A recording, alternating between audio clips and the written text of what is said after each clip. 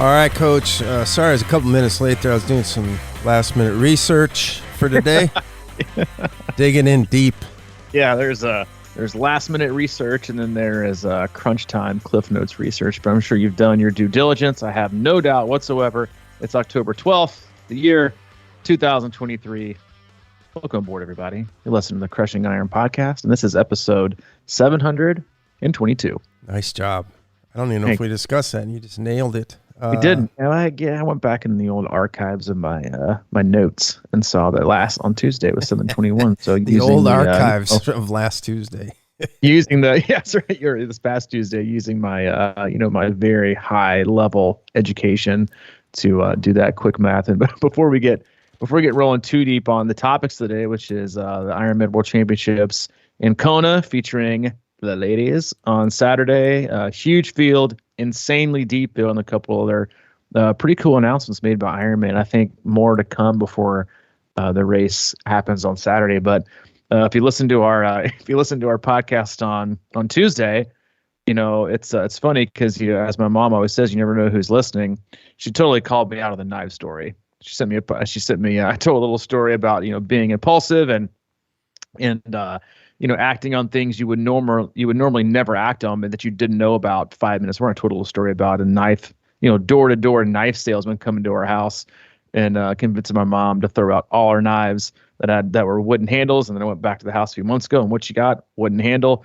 And she wanted to clarify very, very, she sent me a text yesterday afternoon and just said, for the record, it was maggots that he told me were in the wooden knives, and I only have one. And so I wanted to correct me. So go back and, like the editors go back and correct their previous articles. That's my correction. But yeah, funny story. We need more of that today, by the way. What's that? We need more of those corrections, by the way, I feel like today. People just throw shit in the wind and just move on. And they should be just totally erased from the memory of life. Most, like 99% of articles and really all things news related should just be wiped from the face of the earth the moment they come out, and people just memorize them. And that all of a sudden becomes fact. But today won't be fact. Well, it might become Saturday, but it's more of opinion.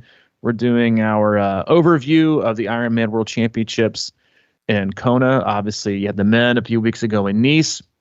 Been a big to do about the race, where it is, the separation of the events, the separation of the days. I'm of the view that, for one, at the minimum, be in the same place. That's it. Just be in the same place. And I think, we're going to go into, before we even go to our picks and kind of how I think the race is going to break down. The last probably year and a half, people have just been, quite a few people have been just hating on Andrew Messick and hating on Ironman. They're ruining the sport. They're killing it. They don't know what they're doing. The whole sport's going down the drain. They're probably not going to be around for long. People that are, the armchair quarterbacks and the total prisoner of the moment, people that are really the only ones that ever comment on social media, then other people read it and think it's true. But yeah, they've had a rough patch, right? You had COVID in 2020. They put all their eggs in the Hawaii basket, which everyone seems to want it to stay there. And if you got somebody to blame, don't blame Ironman. Blame the state of Hawaii. Because that's just really what happened. Like, they could have had the race in 21. They decided we can't have you. They went to St. George, and then all of a sudden they tried the 2-day event, right? They had the women on Friday, the women on Thursday, a day in between, then the men on Saturday. You can't race on Sunday in Kona for religious reasons. And the city, Kona, the state were like, you know what? Let's do this. Let's do it for 2 years. We got you. Let's see if we can make this work. Ironman's all about bringing more women to the sport, allegedly, and growing it as much as it possibly can, like a normal business, right? Well, they did the race, and it was too jam-packed. The island absolutely could not handle it. They just couldn't handle it. So they came back to Ironman and were like, listen, I know we said that we could do this, but we can't. And if you're, it's just funny listening to people, the old school people who it's got to be in Kona. It's got to be in Kona. Ironman is Kona.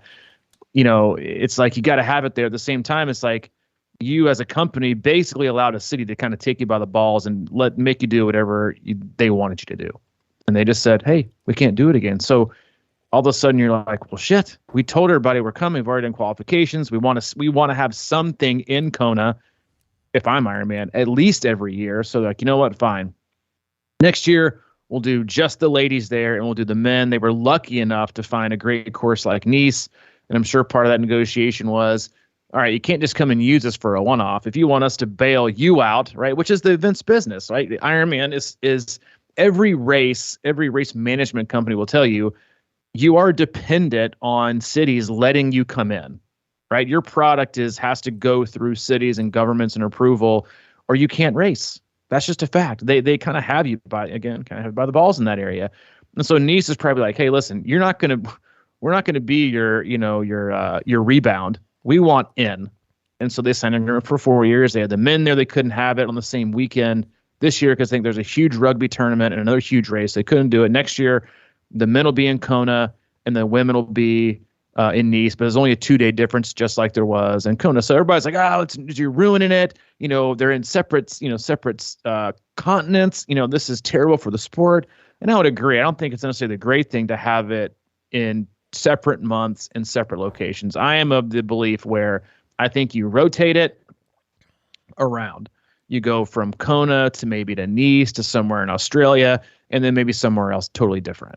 You rotate it every 4 years. And then the years you don't have the World Championships in Kona, you have an Ironman Hawaii for a normal age grouper to sign up for. People would sign up for that and just absolutely pay twice the amount of what they would pay for any other race. So they're kind of working their way back. And then you got the PTO that came in. They're like, hey, we're going to make a lot of money. We're going to invest in pros. We are the pro organization. And then they've dwindled that down and changed their business model about 14 times since they started. And Ironman came out yesterday and said, hey, listen, I know that we're getting a lot of hate because we don't take care of pros. PTO's got this race series where they're going to make people sign race contracts to race basically just with them for next year, but they haven't even announced their race calendar yet. I'll tell you right now, I'll be stunned and surprised if the PTO is around in 2025. They can't be making any money. They're eating through all of their capital. And I don't know how they're going to generate any revenue, especially with Ironman doing this. So Ironman yesterday drops a bomb. Well, we'll raise you a $1.7 million bonus pool and create our pro series, which basically will be a season-long championship that'll feature 18 events across the globe, and they'll award their first ever Ironman Pro Series championship at the end of the year. So you're going to have, the regular races that you're going to have and you're going to win money at like you normally would. But they're going to be, I think, like I said, 18 races starting with Oceanside April 6th all the way through Topo in December. They got Ironman Texas there. And if you win, if you're number one at the end of the year, you get an extra $200K if you're the winner, which is not too shabby for really anyone. And then it scrolls down to $130K for second, $85 for third. And then obviously it's $10K for 10th. But then I think the cool thing they're doing, which is what the PTO said they were always going to do, but then removed from the table, was they're going to award rankings 11 through 50 with all 5K, with 5K for, basically covering, some travel expenses. So they're making moves. I think this is a absolutely great decision. I think it is one that is going to put a lot of pressure on the PTO because, again, Ironman already has a calendar of events. They just renew them. PTO is like, again, going back to race management companies, they're dependent on cities letting them in to do this. They don't even have next year announced at all, period. And people like to plan. So I think this is a great move. Ironman, they're investing a lot of money in the professionals. I think you're going to see some insanely stacked fields at these races of people trying to win money, get points. So that's more fun. And I think the athletes are going to like it. They've obviously reduced the amount of full distance Ironman races. They've cut back on some of the half distance races. I think they're going back to their bread and butter 6, 7, 8 years ago, which was let's try to treat the pros like they should be treated. This to me is the best step forward that they've ever had. And let's reduce the amount of races we have, raise our profit margins, make the experience feel better. And if anything, you're kind of massaging the overall point of view and perception of the sport. You know what I mean? Because right now everybody's like, oh, this race only has 1,200 finishers. Oh, well, this race only had 900. Ironman is dead. Ironman's never going to come back. Well, if you look at, you're doing 50 races. Again, this is not the numbers, but to make it easy math, let's say you're doing 50 races across the globe and you got 50,000 participants. If you only got 1,000 people coming each, it's going to look like low numbers, right? But then let's say you cut the field in half or cut the race. Now you're only doing 25 races, but 2,500 people show up. Again, same amount of, or to get 2,500, and you're cutting the field size, the race size in half. You're getting the same amount of entrants, right? Looking at 50K. Same amount of entrants, but the races seem more full and sell out. That's called good marketing. That's called good business. One, your profit margins are higher. Two, you're creating a sense of demand. You're creating the vision and the perception that the sport is growing and fully popular. Even though it's the same amount of people still racing, the races are busier, the expos are busier, the city's popping.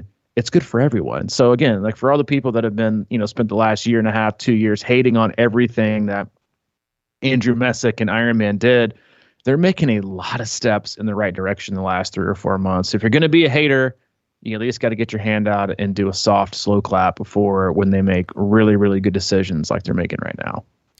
Yeah, I mean, you said something. They're investing in the pros, and I've always had kind of mixed emotions about that. It's because it's kind of a tough deal, I think, to sort of make pros the face of the sport, like they do in NBA or baseball, whatever. That a lot of people are. It's a different type of sport, and it's not like everyone out there can just jump into it and be a part of it and do it. And it's not like pickleball or something, where if they had pickleball, do they have pickleball pros that are like celebrities? I don't know, but I mean, they're not celebrities, but I'm telling you right now, they make cheddar. That's what makes sense to me. But it's an easy sport to enter for anybody, and Ironman's always had that challenge. But what you said was great, because I'm always thinking about ways to put more energy into these Ironman races. Like I feel like when we started back in the day and they had the pros there and they had a lot more people involved, and 2,500 to 3,000 people doing the race, and now all of a sudden you've got sort of a real pro purse, like a challenge, and you get more people involved. I always just liked having pros on the course, and even though now sometimes they are, sometimes they aren't, and they haven't been, but it's just something about being on the same course as the best in the business. And I do think that and it's almost like, because everybody sort of stumbles into a pro or two at the races, and you kind of get a picture with them, you talk to them for a little bit. That's a cool thing. And I think it's almost like a grassroots word of mouth thing, but the whole event becomes more electric, I think. And especially with more people, and if you're paying those pros, big money, maybe some more people will get into the challenge part of it as a spectator. Yeah. And athlete spectator. You're in it, but you're like, hey, what's kind of going on. I mean, I think those are the things that really kind of can create more excitement around any given Ironman. And for, frankly, people like me are sort of on a fringe about pros. I mean, we're going to talk about them today, but you can tell that they're trying to market them a little bit more. And I think one of the difficulties, obviously, is that the longevity in the sport. Sometimes, you get somebody that's a hot shot coming in, and the next thing you know, they're out. It's like, oh, okay. So there is a definite challenge, I think, with marketing the pros as the face of the sport. But I do think there's something there. I think what they're doing is brilliant. And I think you said, like, there is like, and I'm not, it's funny, like, because I keep up with pro triathlon a lot because I keep up with the sport, at a pretty high level. I just enjoy reading about it. But when it comes to like going to a race, I don't give a shit what pro shows up. I just don't. I'm just not like that. But a lot of people love it. They don't keep up with the sport maybe as much or some of the intricacies, but they love seeing the pros there. And it's free advertising. It's not free, right? You're paying for it. So I think what they're doing is I think it's very, very, very, very smart, is they're investing, right, $1.7 million into their best marketers, which are their pros.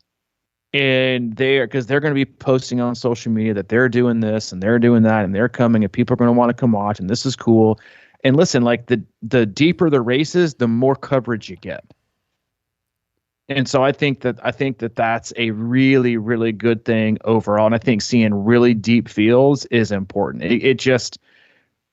It's very important for the sport. It brings it a certain level of legitimacy in certain areas. And I just think seeing people kind of rally around it again, I think it's going to put the squeeze on the PTO, and kind of what they've always said is, we have the best, deepest fields of all the races. And I'm like, sorry, you don't. Like they did in this year. The deepest field you're going to see the entire year of any race, PTO, men, women, is Saturday. That is the deepest field you will see. And who's got it? Ironman. And it's the ladies. And so it's just, I think PTO is going to struggle with this. It's going to force people to make a lot of decisions. And it's going to be interesting to see kind of where people fall. I hope PTO sticks around, because I always think it's good to have healthy competition, right? Because Ironman wouldn't be doing this if PTO hadn't done what they did. But, it's kind of like we discussed for the podcast. Many have tried, all have failed, right? And I think that's kind of where Ref 3 tried it, fail. Challenge tried to come to the US, fail, right? PTO is trying to get it going, and I think they're going to be a massive struggle to keep things alive. I hope they do, because it does offer like a good hybrid distance for the middle distance athletes to do, like coming up from the ITU level. But yeah, it's interesting. But yeah, again, just before we go too much into that, I think it's a great thing. And I also think in the next week, maybe before KONA, because this is usually like a huge like media release week for brands, but also for the sport. And as you can see, they're announcing this 3 days before the Ironman World Championships in KONA. From what I hear, and I think what I've read, they already have 2025 and 2026 70.3 World Championship locations picked out. And I think you'll see those traditionally get released in September. So we're already here in October. So I think those will get announced. And I think they're just going to keep capitalizing on all the eyes are on KONA this weekend with the women, with how stacked it is of a field. They're announcing this series. Everyone's talking about them. People have forgotten the PTO even happened. I think their racing season is done. They're not announcing what's going to go on for next year. And if you look at the calendar, people are trying to plan next year. And so I think that's, I think what they're doing is well timed, and they are a machine when it comes to that. So again, I think maybe not a hard, slow clap, but they deserve a pretty big clap. All right. I'll take it. Yeah, I'll take it. And so obviously we discussed this a little bit on Tuesday, that we'll do our picks for today. But I think before we even get into that, we got to talk about the contenders. You can't look past Daniela Reef, who has won this race more times than I think I have fingers on my right hand. And you got Haug, who's won it before. You've got Lucy Charles Barkley, who's come in second as many times as the Buffalo Bills are runner-ups in the Super Bowl. You've got Chelsea Sodaro, who won it last year. You got Kat Matthews, who basically everyone was picking to be in the top 3 before her bike accident last year took her out of it, and then she goes and wins Ironman Texas this year. I think Hal's won it twice. I think I didn't mention that. But then you got Taylor Knibb coming in, who is a total unknown. It's kind of one of those where I'll be shocked if anyone picks like the top 5 in order. I don't see it possible. It legit is that deep. And I'm gonna go into how I think the race might play out here in a minute, but then we'll go into overall picks. I think the top 3 ladies, I think this will be the most exciting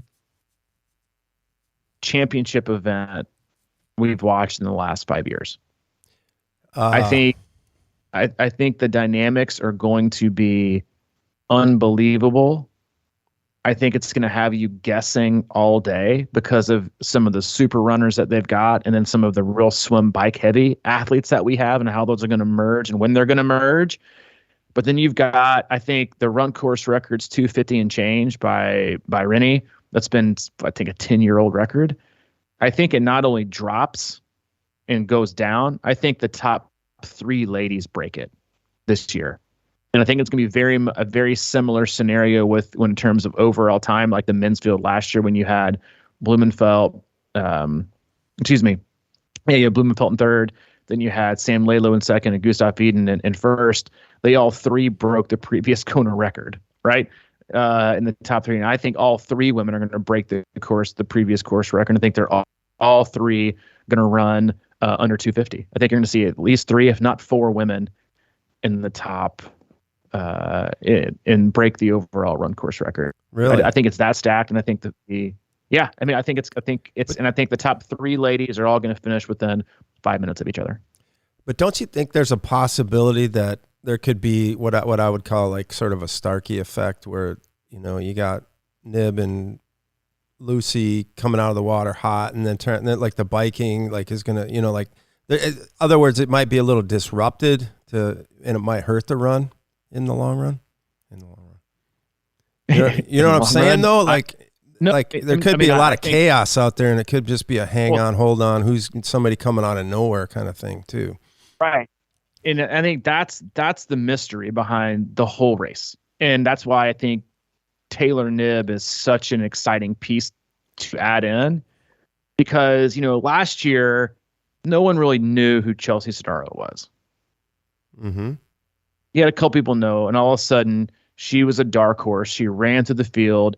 She had the swim of her life. She was in a bike pack. No one really went out and crushed the bike. So she was able to kind of hang in one of the front packs. There were a lot of penalties to that front pack that I think really helped her that day. But guess what? This year, she doesn't have that. She's going to come out of the water, and they're going to be, two or three ladies looking around being like, oh shit, Sodaro's with us. We have to drop her like a bad habit on the bike, which is going to make her bike hard. She is going to be on the defensive all day. People. So here's how the race is going to play out, I think. So you've got Lucy Charles Barkley, who's going to inevitably come out of the water in first. If she doesn't, I'll be shocked. And I think if she comes out of the water anywhere below first, she will have made a very, very poor tactical error to swim with the group and see what happens. I think she's in great shape. She's had a kind of a light year in terms of racing. She was coming off an early season stress reaction, I think, with her hip. But she'll lead out of the swim. Then you're going to have the likes of Lauren Brandon and Taylor Nib with her. Not on her feet, but I think in the top three, that's who it's going to be. It's going to be Barkley, probably Lauren Brandon, and then Nib. The interesting thing, though, here is that if I'm Nib, right, you're one of the fastest swimmers in the field, and besides Reef, and maybe even ahead of Reef, the best cyclist. But again, it's unknown how she's going to perform on this day. I'll say a lot about that here in a little bit, is if for somehow in some way Barkley comes out and Lauren Brandon is able to keep her feet and Nib is able to keep Lauren Brandon's feet, then I'm going to say it right now, the race is over. Ooh. It'll either be Nib or Barkley that win, because they're going to have a 2-minute gap to the likes of Fenella Langridge and her group. You're going to have athletes like, again, Kat Matthews could be up there, but they're all going to be trying to shed, right? So the best runners in the field, in my opinion, are Kat Matthews, Sodaro, and Haug. They're your best runners. So they're obviously fine working together because they think they can all run with each other. But the other ladies with them that are strong, kind of the swim, bike, super swim bikers like a Nib or Fenella Langridge, she's another one who's kind of a super biker.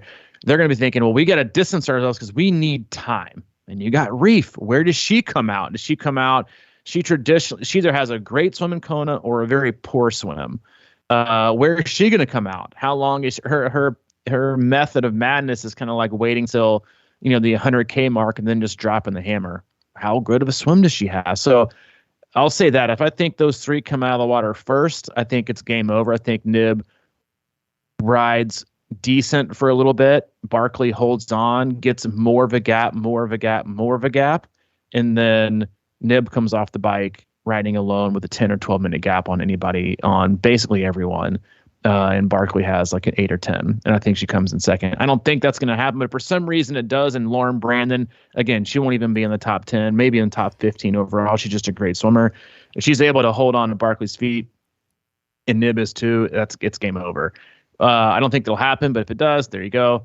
What probably more likely is going to happen is Barkley's coming out of the water in about 1 minute to a minute and a half later, you're going to have Lauren, Brandon, and Nib. If I'm Nib, I'm letting Lauren, Brandon pull the entire swim. I am not trying to lead that swim.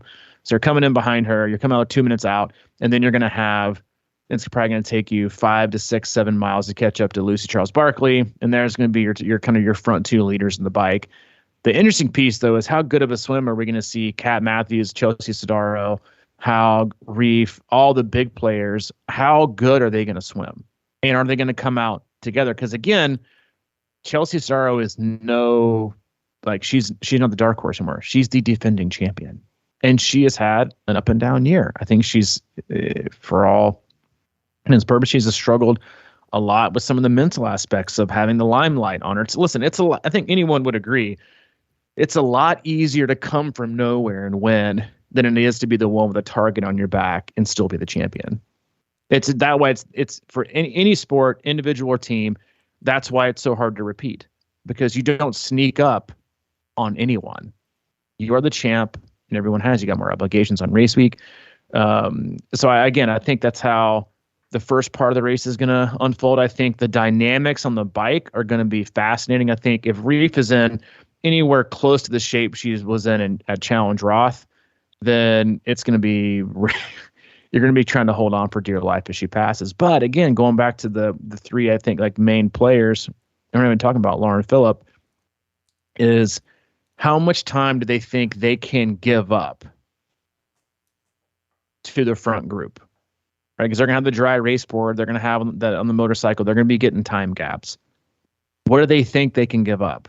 What's the max, right? Back in the day, we used to watch Rennie run through the field and think, I wonder how, or anyhow, and Anne's done it too. It's like, how much time does she need to give up? I think their goal is to probably give a cap of 12 to 13 minutes. They think they can still run that down.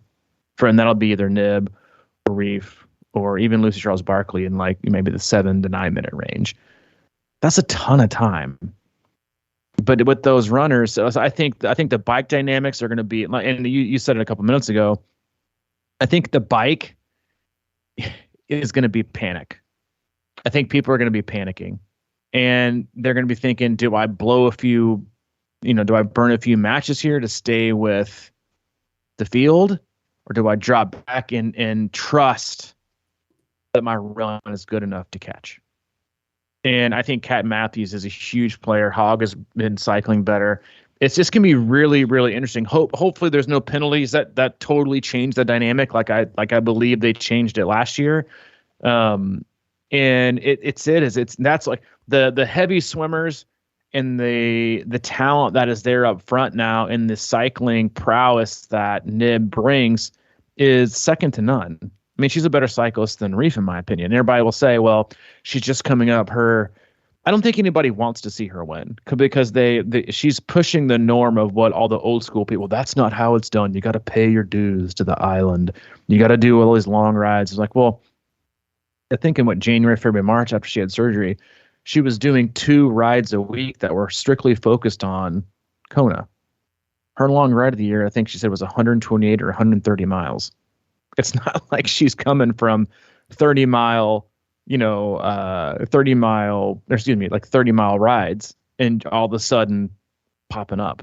Like, that's not it. And it's funny listening to Kat Matthews' interview, who, in my opinion, and I'll give my top 3 here in a little bit, should be in my top 3, but she was laughing on it when I was listening to the interview the day, is that she does like some of the same mileage and distance in her rides as some of the people that train with her that are doing ITU racing.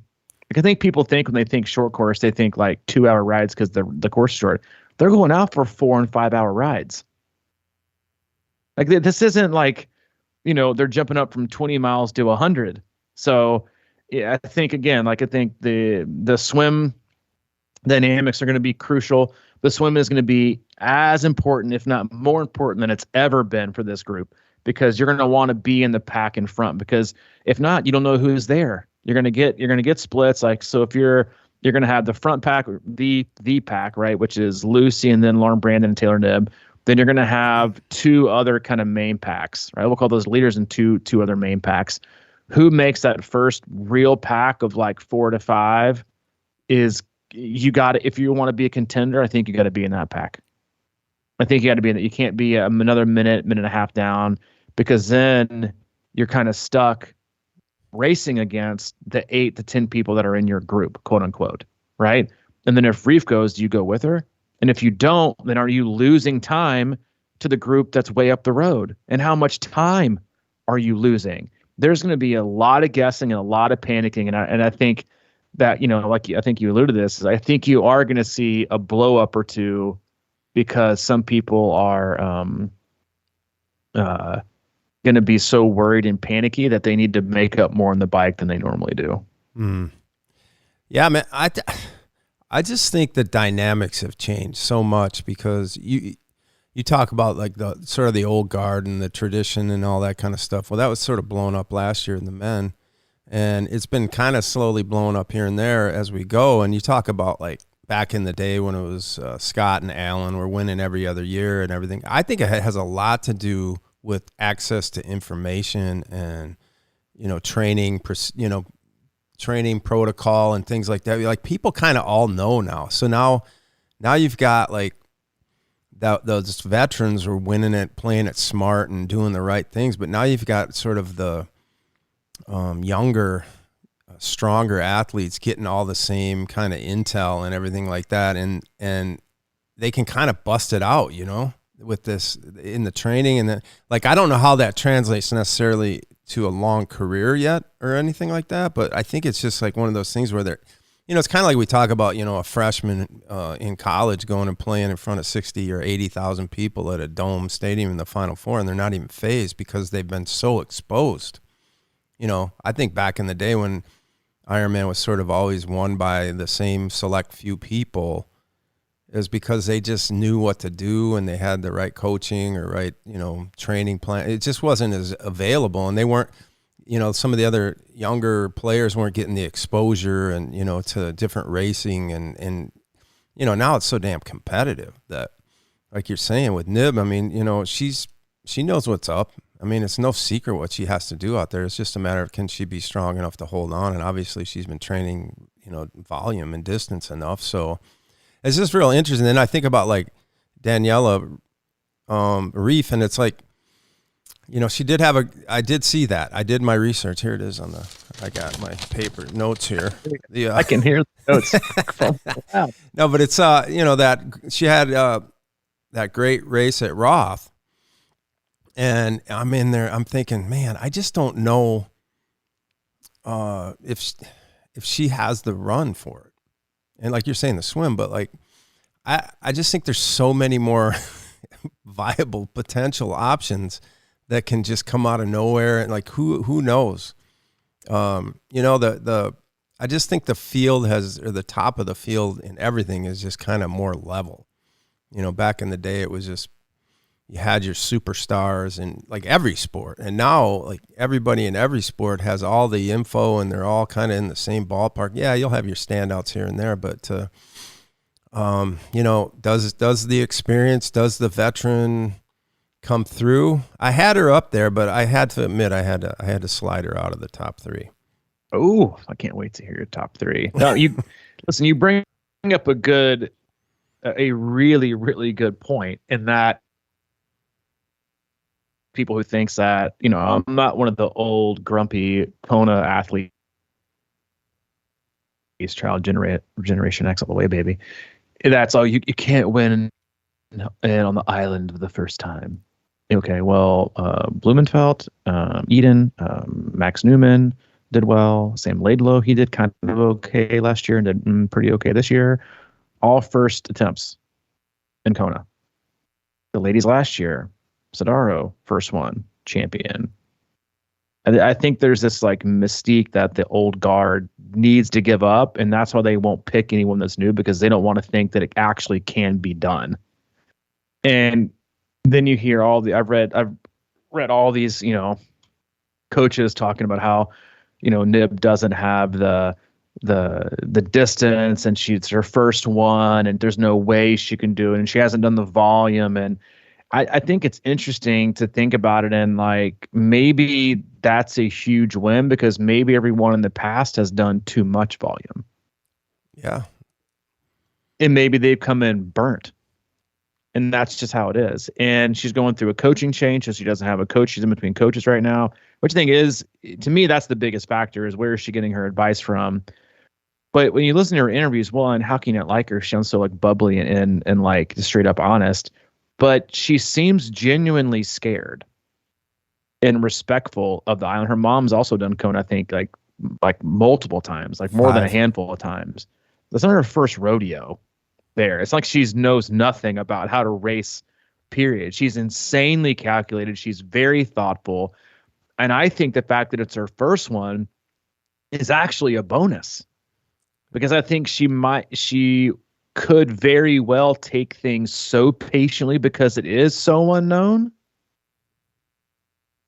that it goes to her advantage versus thinking she's got it all figured out. And I think that's a piece that's so underrated when it comes to the full distances, because it does all come down to the run. And I think it's just a really interesting piece of it that, that's not training related, that's not physical, that's not fitness, but it's in your head. It's like the unknown until you get off the bike and up till through the half marathon. Is she gonna be thinking, I don't know that I can hang on, I need to slow down some? And I think that's a good thing. And I think I saw where her long run was like 18 miles and change, which is plenty. She's got the speed. It's just funny, like how people just think that she's, going to absolutely be walking like the last 10 miles. I disagree. She's in my top 3, period. And we'll go through those in a minute. But I think, in terms of how the race plays out, and I think, again, I think the depth of the field makes it fascinating. I think the Uber runners make it fascinating with Hogg and Sodaro and Cat Matthews. I think the Uber cyclists make it really interesting with Reef and Nib, who are the strongest cyclists in the field, bar none, no questions asked, period. And then you got the super swimmer cyclist that is Lucy Charles-Barkley, who's also in great shape. So at some point, people got to think, like, can we even let her go off the front? Because we don't even know if we're ever going to see her again, because it's unknown, which is another piece of the pie, right? When you look at athletes who are kind of a mystery this year, is we don't really have anything to go off of. Is she really fit or is she not? So can we bet that she's not and bet that we'll catch her when maybe she's in the best fitness she's ever been in, and we won't ever catch her if we don't press? Like you can't plan on someone coming back to you, I think, without enough data. But instead you have to plan on coming up to meet someone. And so I think generally speaking, I think you're going to see Lucy Charles-Barkley, then Brandon, then Nib out of the water. I think Lucy Charles-Barkley and Nib are going to ride together with probably Lauren Brandon for the first, 50 to 60K. I think Nib is probably going to play it a little bit safe. And this all goes to Lucy Charles-Barkley's benefit, because she'll be sitting behind Nib, getting a free tow, when she's used to leading the whole way by herself for almost the entire ride. I think 2 of her full distance races, she's been alone for all the way up to mile 10 of the run, solo. I think we talked about this last year, how absolutely mentally draining it must be to ride alone and race alone at the front for that long period of time. So that's going to be a different experience for her, because Nib is going to catch her. And then if she does, how long does she hang on for? And risk, all right, well, I can push 10 or 15 miles higher to barely hang on to Nib. But then it's how impactful, and I'm going to gain a few minutes on the runners that I know can probably run me down, like the runners I talked about, because this must be going on in her mind. I'm sure going through her coach's mind, right? Dan Lorang is like, because if she can hang on to Nib for even through mile 85 to 90 to 100, she's gaining minutes on the field. But is she going to give all those minutes back, right? Or is it even more detrimental to push hard to stay with Nib through the first 100K, then you got 80K to go, then she drops you, and now you're back in no man's land, having overdone it for the last 20 miles. And then you're just going to fade, and now you're alone, and you're watching someone ride up the road, and then you're getting chased from behind. Like, to me, she's in the biggest kind of flip a coin game plan strategy area of anyone. And then the rest of the field, right? You got, I think it'll be Kat Matthews up there leading the charge. I think she's the strongest cyclist. Is, do I need a gap on Chelsea and Ann? If I do, how much? But then how much of a gap can I even leave Lucy up front and Nib? Because that's going back to the unknowns with Lucy Charles Barkley's fitness this year. You talk about Nib and her unknowns. No one has a damn clue. But in her 270.3 World Championships, she has absolutely beaten the shit out of everybody. I mean, she's owned everybody, led start to finish, and looked like there wasn't a single person even remotely in the same class as her as a cyclist. So how much time can we give off? Yes, she hasn't done the long distance, right, that everybody's got to do, allegedly, to run a great marathon. But she's got the speed. She's already qualified for the Olympics next year in Paris. And in order to do that, you've got to have good speed. So she's got it. So it's like, how long can she hold off? So there's a lot of games we play. And then the biggest wild card for me is Reef. The biggest wild card. She either looks like a world beater or she might crack the top 10. And she looked like a world beater, all-time great, which she is at Challenge Roth this year. But then you think, well, did she maybe leave her one big match on the table at Roth? And if she does come out of the water with a good swim pack and she has a good swim and she's got the bike legs, right? And that's her MO, is to 100K reserved and then absolutely destroy the field. Is where does she come up with to Nib? And if she does catch Nib, does Nib back off and ride her and then feel like, oh shit, I've got a free tow for the last 20 miles. I'm going to let Daniela take this because I think I can kind of run with her. And then, if Daniela comes out behind Sodaro and Kat Matthews, Fenella Language, Annie Howe, and she comes out behind them and she goes past, are any of those girls going to say, maybe I can hop on the back for a little bit and catch a free ride and catch up to the front? It's just going to be really, really fascinating. I think Nib comes off the bike first. I think followed by Reef. I think then Lucy Charles Barkley. I think Nib's going to have 10 to 12 minutes on the fast runners. I think you're going to see Sodaro and Hogg start off. And I'll roll into my picks in this one. I think you're going to see Sodaro and Hogg fly out of the gate and kind of run almost with each other or at a blistering pace because they know they've got 13 minutes to catch up. Because that's the thing is, when you're at a championship, you're not racing for third. You're trying to win. And then you're going to have Kat Matthews. I think she's a little bit of a more steady athlete. So my picks for the day are, if I wanted to go straight emotions, I would go for Taylor Nib, Kat Matthews, dead tie at the finish line, breaking the tape at the same time. They're my two favorite athletes to follow and watch. And just their personality, I think, is just like what this sport needs, like tenfold. But if I've got to pick a champion, I'm going to actually say Kat Matthews, Taylor Nib, Daniela Reef is my top three in order. Yeah, I think I'd love to see Nib win it and like run down the red carpet with middle fingers in the air. That's just I would love to see it. But the thing is, she's probably never used that middle finger a day in her life. It's, because she's so sweet and kind. And the thing about Nib though is, if she did win, she would take the lay and then she'd go back out and grab water for the rest of the athletes that are finishing and be like momming it to everybody and then waiting for. That's why I just think it's so great if she could win, and she's American, so I'll be a homer on that one. But I think Kat Matthews wins the day. I'd see her passing Taylor in the last 5K. I think Reeve hangs on, but I think and who knows? My top three might be totally wrong. I probably let a little bit of emotion play into that. But I see Lucy Charles somewhere in the 4 to 5 slot and fighting off Sodaro and Hogg. I think there's going to be blow up city all over the place, and everyone thinks it's going to be Nib, but I think it's going to be from the runners trying to catch up to the cycling. Well, did I steal it? Yeah. The whole verbatim? No. Okay. Good. But good. You did pick my winner. That a boy. Kat you did Matthews. Your research. I did do some research. There's no doubt about it. And then the second, like I said, I had Reef up there, but I kind of went back and forth on that. And I'll just say, well, I went Hogg third and Laura Phillip. Oh, second. With my sleeper to get in the top 3 is Lisa Norden, who I know nothing about. I just picked her off the list.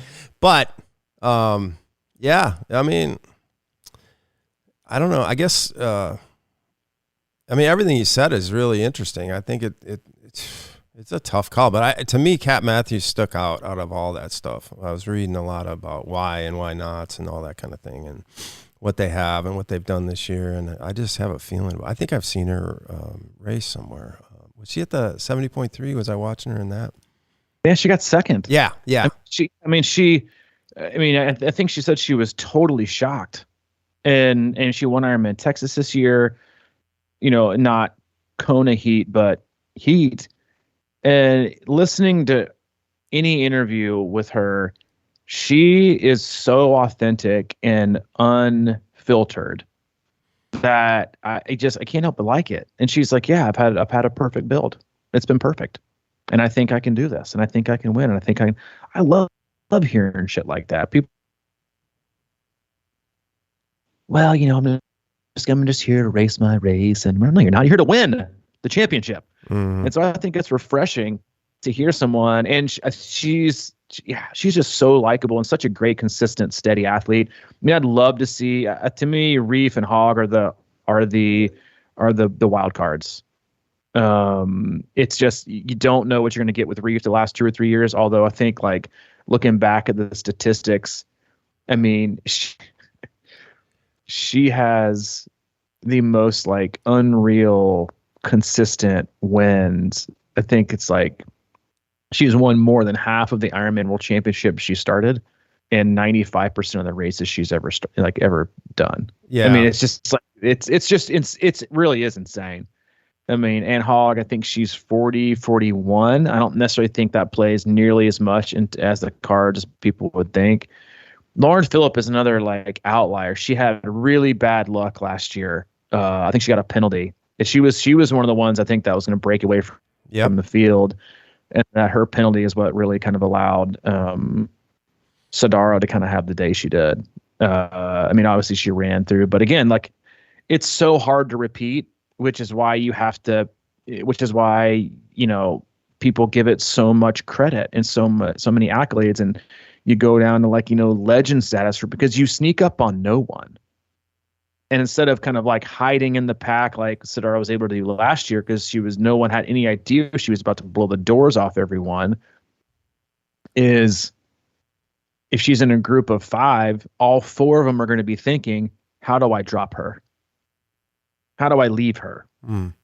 What do we need to do? And they'll be talking about it. We got to push. We got to drop. We got to hammer it, because they know that they're, that's just how the game is played in the professional ranks. And, and then you're going to have the other ones. It's just all I don't know that I've been this pumped I was lukewarm on watching Nice this year because of so many of the athletes that weren't there, right? That weren't on the start line that you normally get excited about to see. There were just so many dropouts.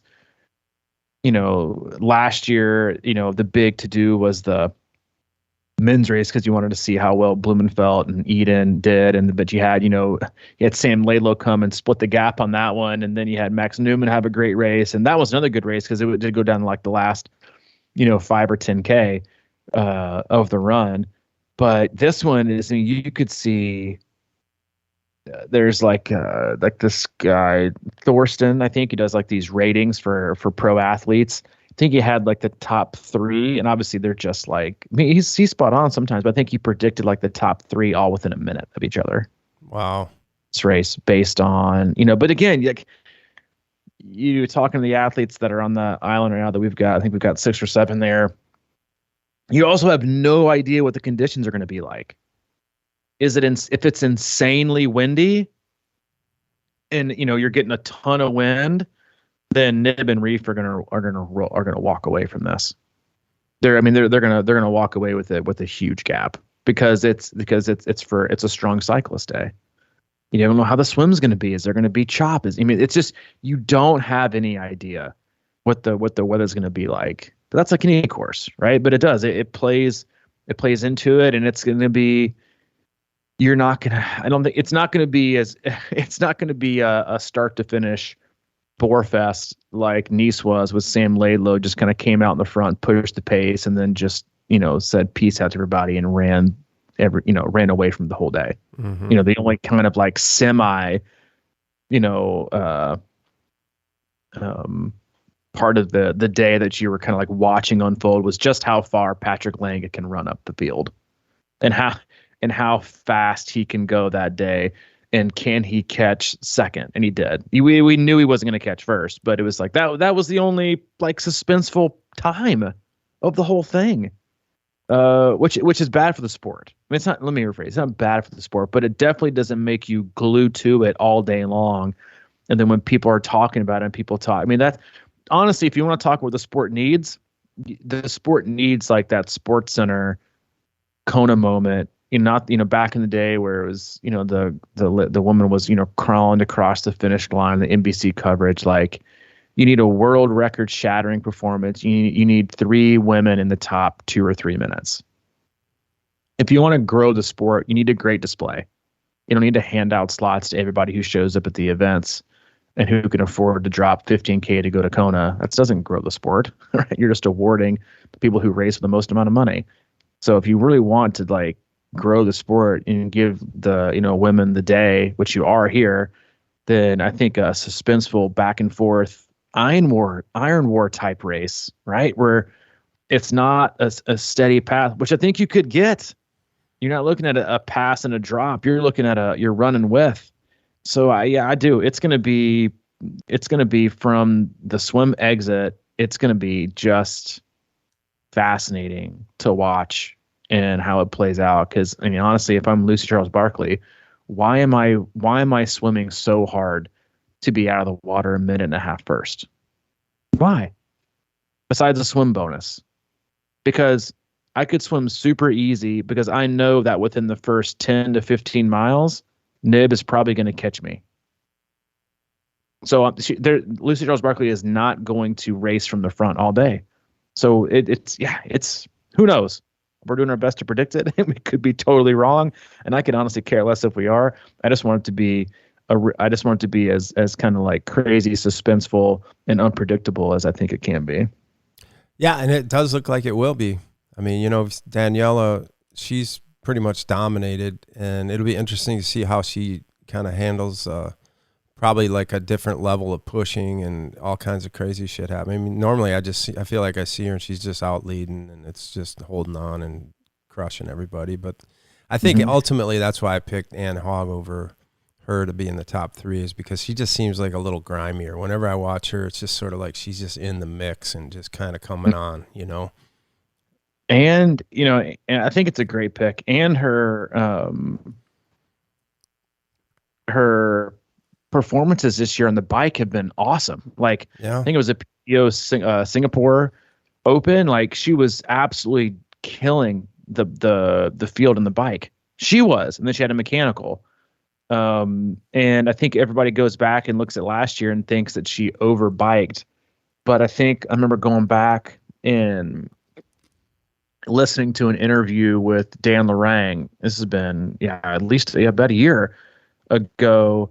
And he was talking about, post-race analysis and what he does with athletes. And he said, I was talking to Ann after the race, and trying to figure out, why she faded. And we went through the whole thing, bike pacing and bike power and the swim, and everything else. And then finally we got through it all. Then she was like, and on the run, she was like, I think I was a little bit behind on nutrition because I dropped some nutrition on the bike. And he was like, oh, well, maybe lead with that, because that's such a giant deal when you're behind on calories and sodium and fuel trying to do what you're trying to do.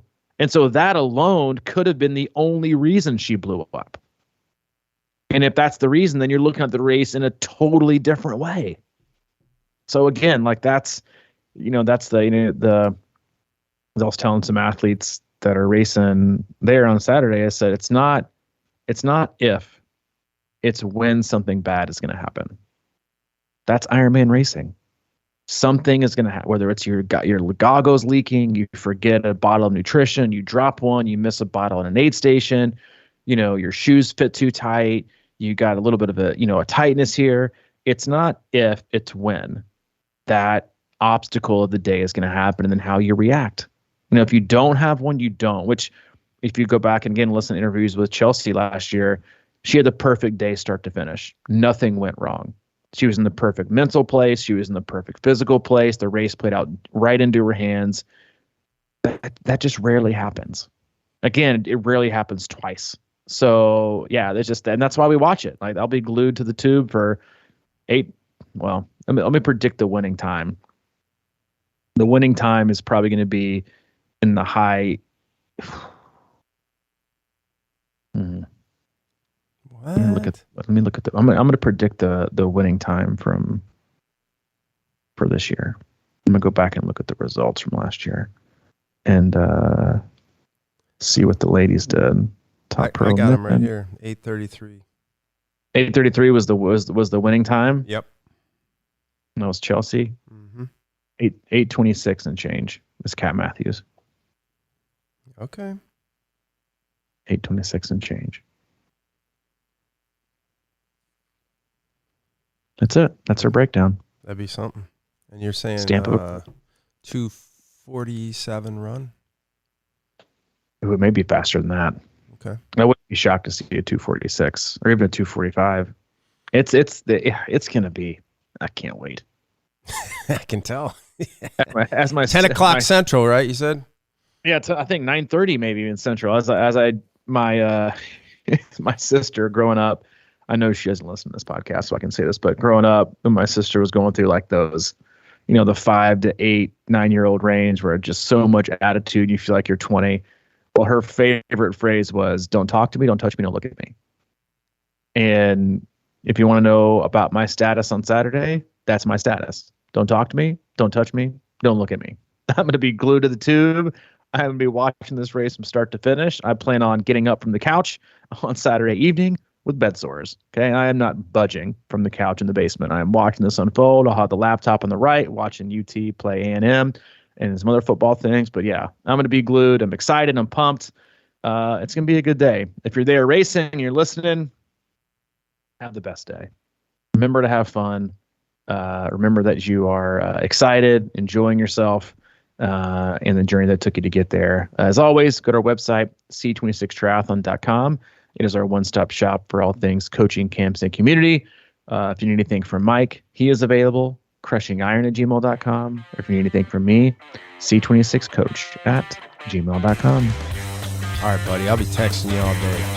I bet you will, man. All right, dude. See you.